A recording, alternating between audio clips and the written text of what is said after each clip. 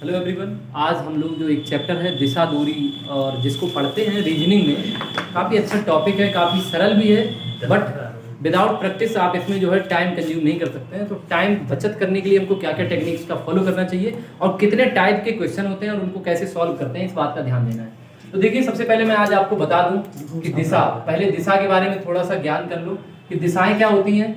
कि इधर देखिए, हमें मालूम है कि ईस्ट, वेस्ट, नॉर्थ, साउथ, ये जो हमारे पास डायरेक्शंस होती हैं ये इस तरीके से होती हैं। इनको हम लोग कहते हैं नॉर्थ ईस्ट, और ये हमारे पास होता है साउथ ईस्ट, ये हमारे पास होता है वेस्ट साउथ, और ये होता है नॉर्थ वेस्ट। यानी जिसे हिंदी में बोले तो पूरब, पश्चिम, उत्तर, दक्षिण, और इसको बोलते हैं नॉर्थ ईस्ट का मतलब हो गया उत्तर पूर्व। उत्तर पूर्व, कंफ्यूज नहीं होना है बिल्कुल भी। और यहाँ पे उत्तर पश्चिम, उत्तर पश्चिम। काफी छोटा टॉपिक है, कम टाइम में डिस्कस करने की कोशिश करते हैं। ये है हमारे पास दक्षिण पूर्व, और यहाँ पे हमारे पास है दक्षिण पश्चिम। तो देखो जरा, आप ध्यान दो सभी लोग। तो इधर से अब हम लोग जब घूमते हैं तो इसको कहते हैं दक्षिणावर्त, इसको कहते हैं दक्षिणावर्त, और इसको कहते हैं वामावर्त। ठीक है, ध्यान रखना इस बात का। ये दक्षिणावर्त क्लॉकवाइज, और ये होता है हमारे पास एंटी क्लॉकवाइज। ठीक है, तो एंटी क्लॉकवाइज पहला जो टाइप हम लोग पढ़ते हैं, टाइप 1। टाइप 1 में जो क्वेश्चन होते हैं वो इस तरीके से होते हैं कि कोई व्यक्ति इस तरीके से है कि दिया हुआ है कि अगर मान लो कि वो क्या करता है कि कोई व्यक्ति उत्तर की ओर देख रहा है, उत्तर की ओर देख रहा है, वह अपने 90 अंश बाईं ओर मुड़ता है, 90 अंश बाईं ओर मुड़ता है, या दक्षिणावर्त मुड़ता है। ऐसे आपसे बोल दे कि कोई व्यक्ति जो है 90 अंश दक्षिणावर्त मुड़ता है, क्योंकि दाईं ओर, अगर ये दाईं ओर मुड़ा है, ये बाईं ओर इधर होता है, तो दाईं ओर मुड़ा है। ठीक है, तो 90 अंश दक्षिणावर्त घुमा, फिर आपसे कह दिया गया कि 180 अंश फिर से दक्षिणावर्त घुमा, दक्षिणावर्त घुमा है, फिर आपसे कह दिया कि 270 अंश वामावर्त घुमा है। तो कह रहे हैं अब उसका मुख किस दिशा में है। ये क्वेश्चन आता है ऐसा कि अब उसका मुख किस दिशा में है, किस दिशा में है। तो सबसे पहली बात आपको क्या करना है, ध्यान दीजिएगा कि कोई व्यक्ति जो है, आप इसको इस तरीके से बनाना नहीं है पेपर में, ये बात अभी हम समझा देंगे, फिर आप ऐसे ही इनको लगा लेना। अब बस इतना ध्यान रखना है कि वो 90 अंश पहले मान लो कि किधर देख रहा है। मैंने ये बोल दिया है कि कोई व्यक्ति जो है वो उत्तर की ओर देख रहा है, किधर की तरफ, उत्तर की ओर देख रहा है। उत्तर की ओर देख रहा है तो ऐसे करके बना लो कि वो उत्तर की ओर ऐसे करके देख रहा होगा, देख रहा है, तो वो किधर घूमता है, दक्षिणावर्त। अब दक्षिणावर्त का डायरेक्शन हमने क्या बनाया, इस तरीके से। तो ये क्या करेगा कि ये रोटेट होगा, कितना घूमेगा, 90 अंश, 90 अंश पहुंचेगा, यहाँ आया, और आपसे कह रहा है कि 180 अंश दक्षिणावर्त और घूमता है, तो 180 अंश एक सीधी लाइन होती है, तो यहाँ पे आ गया, यहाँ पे आया, फिर बोला 270 अंश वामावर्त घूमता है। अब वो इधर से यहाँ घूमा, तो 180 और 90 270, फिर से यहीं पे आ गया। तो आपसे पूछा अब उसका मुख किस दिशा में, तो किस दिशा में, उत्तर में ही है। ठीक है, अब इस सवाल को हम, एक तो ये तरीका था हमारे पास कि हम ऐसे करके बना के फिर ऐसे बना सकते थे। ठीक है, तो ऐसे ना करना चाहते तो कैसे करते सर। तो हमें मालूम है कि यहाँ देखो दक्षिणावर्त जब भी मिले तो एक तरफ लिख लो दक्षिणावर्त और एक तरफ वामावर्त। तो सीधे देखो जो दक्षिणावर्त वाले हैं उनको ऐड कर दो, ऐड करोगे कितना आएगा, 270 आ गया दक्षिणावर्त, और 270 ही वामावर्त घुमा है, तो इनका अंतर क्या आया, 0 डिग्री। यानी कि वो किधर भी नहीं घुमा है, कि जितना दक्षिणावर्त गया उतना ही वामावर्त गया। तो दोनों जगह अगर ये वैल्यू बराबर आ जाती हैं तो क्या कर देंगे, इसका मतलब कोई फर्क नहीं पड़ा, वो जहां पे था वहीं पे था, यानी उसकी दिशा वही रहेगी। हम लोग जल्दी से निकाल सकते हैं। अगला नंबर ये हुआ कि अब सवाल ने यहाँ पे तुमसे बोल दिया कि 360 डिग्री, कितना बोल दिया कि 360 डिग्री वामावर्त घूम जाता है। तो जब 360 डिग्री वामावर्त घूम जाता है तो क्या करेंगे, अब वो यहाँ पे नहीं रुका, वो यहाँ पे आया, पहले देखो यहाँ पे आया, और यहाँ से आते आते 360 डिग्री पूरा होता है, तो यहाँ पे ही आ गया, तो यहाँ पे आ गया। तो अब उसका मुख किस दिशा में, देखो जरा, पश्चिम दिशा में, इधर होगा पश्चिम। लेकिन यहाँ पे अगर मान लो ये डायग्राम नहीं बनाना चाहते तो कैसे बताते, तो ऐसे बताते कि सर यहाँ पे देखो कि दक्षिणावर्त में 270 बन रहा था, वामावर्त में 360 बन रहा था। 360 में से 270 घटाओ, कितना बचेगा, 90 डिग्री। 90 डिग्री बचेगा कौन सा वाला, जो बड़ा है उसी में, तो वामावर्त वाला है बड़ा, तो यानी 90 डिग्री वामावर्त घूमेगा। तो 90 डिग्री अगर वामावर्त घूमेगा तो हमको मालूम है कि उसका मुख ऐसे करके उत्तर की ओर था, इधर की तरफ। तो पूरा नहीं काउंट करना कि बार बार जितना बोल रहा है उसको सबको घुमाना, नहीं, सीधा यहां से देखो कि 90 डिग्री वामावर्त घुमा दो, तो 90 डिग्री वामावर्त घुमाओगे यहाँ पे आ जाएगा पश्चिम में, और ये आंसर सही हो जाएगा। तो ये पहला टाइप था, आप आसानी से कर सकते थे। दूसरे टाइप की तरफ चलते हैं। तो देखिए जो दूसरा टाइप है हमारे पास क्या होता है। दूसरे टाइप को समझने से पहले हम थोड़ा सा एक क्वेश्चन और डिस्कस कर लेते हैं, पाइथागोरस प्रमेय क्या होती है।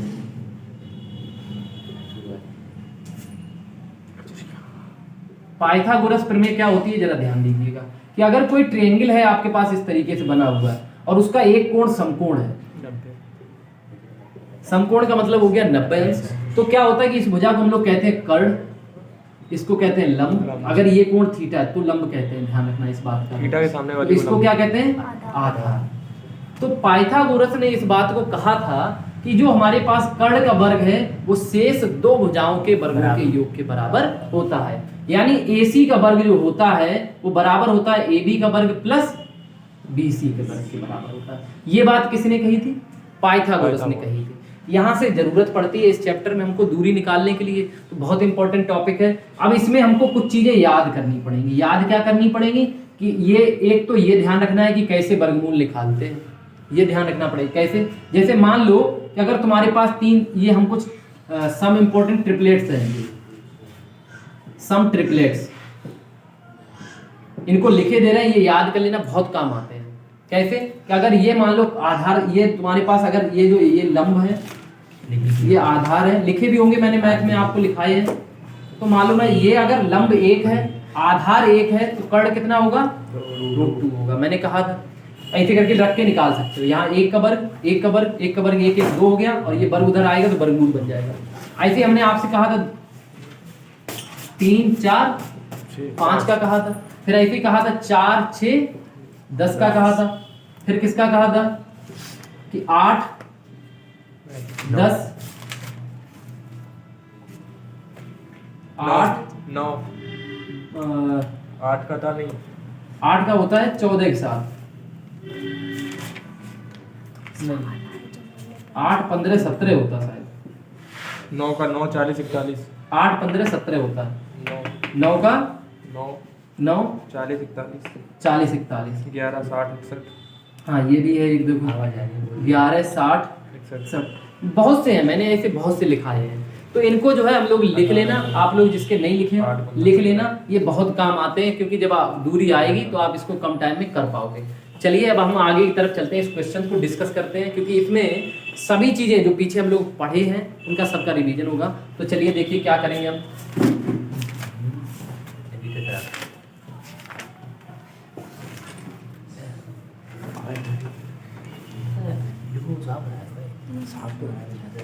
देखो अब क्या करेंगे, ये क्वेश्चन लिखा हुआ है यहाँ पर, ध्यान दीजिएगा सभी लोग। पहले एक क्वेश्चन है, सारे सवाल लगभग जितने हैं वो सब ऐसे ही लगेंगे।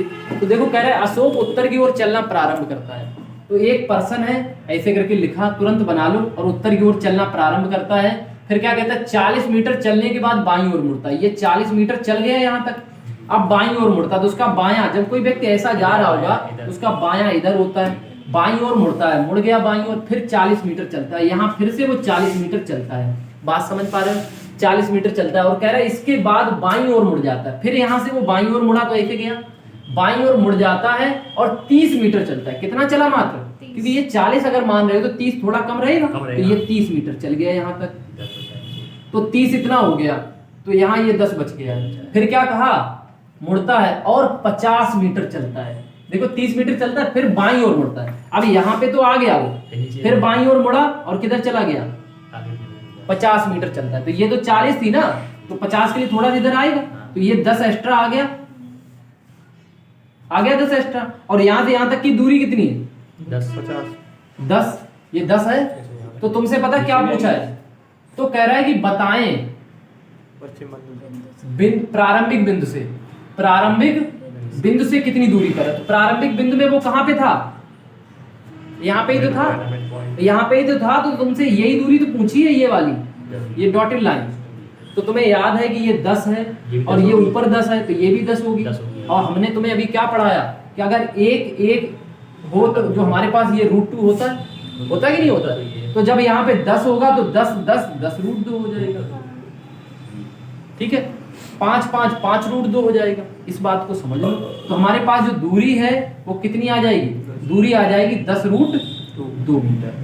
अब मेरी बात समझो कि सर वो कह रहा है कि कितनी दूरी पर है, यही तो पूछ रहा था। दिशा अगर पूछी होती कि अब किस दिशा में है, तो दिशा ये प्रारंभिक बिंदु ये है, वो यहाँ पे है कि नहीं है? तो यहाँ से कौन सी दिशा में हो जाएगा?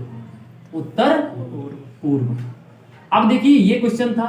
इसके क्वेश्चन के बाद अगला क्वेश्चन क्या होता है, कभी कभी हमको शुरुआती दिशा नहीं दे रखी होती है।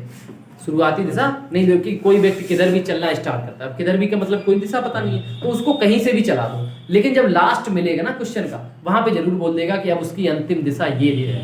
तो जब अंतिम दिशा दी होती है तब हम क्वेश्चन को डिस्कस कर लेते हैं कि कहाँ पे लास्ट दिशा के हिसाब से बना लो, ईस्ट वेस्ट नॉर्थ साउथ, और सवाल को कर लेते हैं। फिर कुछ क्वेश्चंस ऐसे भी होते हैं कि गुणा भाग करके जो अच्छे लेवल के क्वेश्चंस होते हैं, तो आगे उनको डिस्कस करेंगे। चलो इसको लिख लो।